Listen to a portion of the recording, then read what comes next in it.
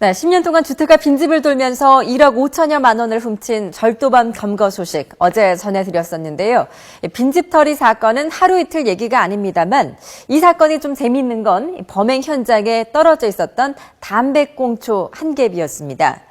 피의자가 지난 2006년부터 100여 차례 범행 현장에 남겨온 담배는 바로 이건데요.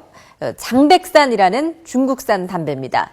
때문에 경찰들 사이에서 그의 별명은 장백산이었다고 하는데요. 담배꽁초에는 DNA도 제법 선명하게 남아있었다는데 왜 이제서야 잡을 수 있었던 것일까요? 이번 사건을 재구성해 보겠습니다.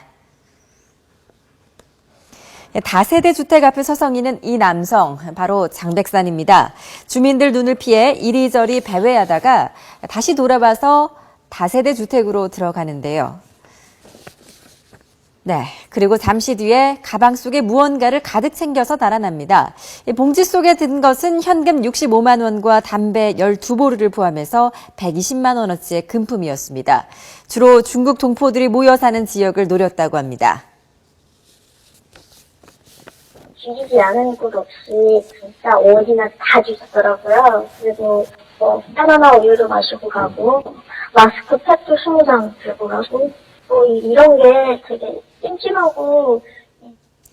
장백산은 이렇게 마치 자신의 집인 듯 태연하게 냉장고에서 음식도 꺼내 먹고 또 달걀을 부쳐 먹거나 소주를 마시기도 했습니다. 그리고 현장을 떠날 때는 어김없이 담배를 한 갭이 태운 뒤 바닥에 버리고 사라졌습니다. 서울 구로와 관악, 금천, 광진, 경기도 안양까지 100여 곳의 주택에서 발견된 담배꽁초. 장백산은 어느새 단일 사건에서 가장 많은 DNA를 남긴 사례가 됐고 경찰은 그를 미치도록 잡고 싶었다고 합니다.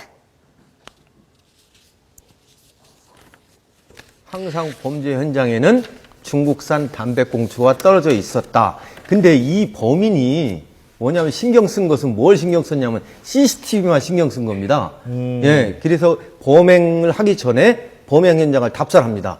그리고 CCTV가 설치되어 있나 없나 이 지적을 한 겁니다. 범행 대상도 어떤 곳을 노렸냐? 다세대 주택가 반지하방입니다. 여기에 거주하는 사람들은 주로 어떤 사람들입니까? 낮에는 나가서 일하고 빈집이거든요. 밤에 돌아오거든요.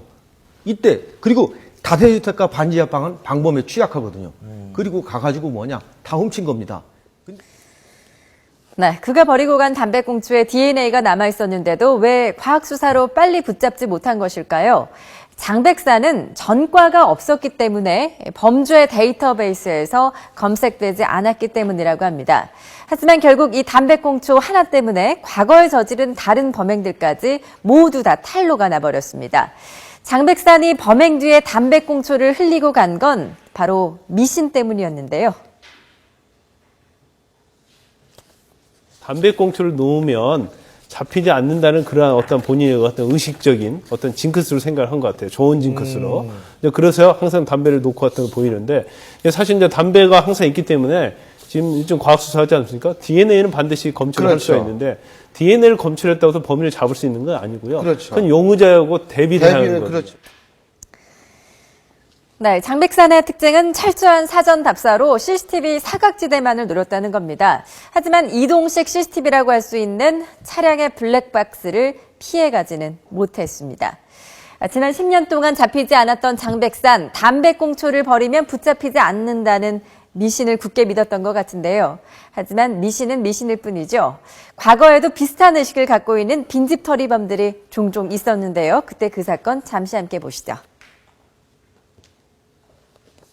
고시원 방 안에 있는 상자에서 여성용 속옷이 무더기로 발견됩니다.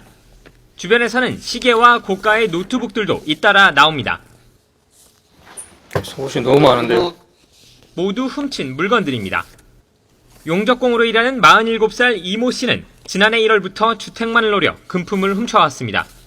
새벽 시간대 열린 대문으로 들어가거나 방범창을 부수고 집 안으로 침입했습니다. 제 작은 방에 창문에 있는 방범창 막대기 있잖아요.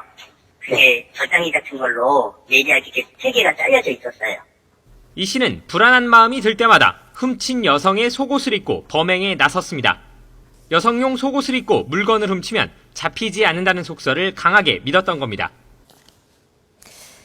네, 이 사건 역시 미신을 믿은 한 빈집털이범의 차마 웃지 못할 해프닝이었습니다. 절도든 강도든 살인이든 범인들이 현장에 특정 흔적을 남기는 경우가 종종 있습니다. 일종의 의식처럼 체포되지 않을 것이라는 막연한 믿음 때문인데요. 그 어떠한 미신보다 결국 꼬리가 길면 잡힌다는 옛말이 더 틀리지 않음을 보여주는 사례인 것 같습니다.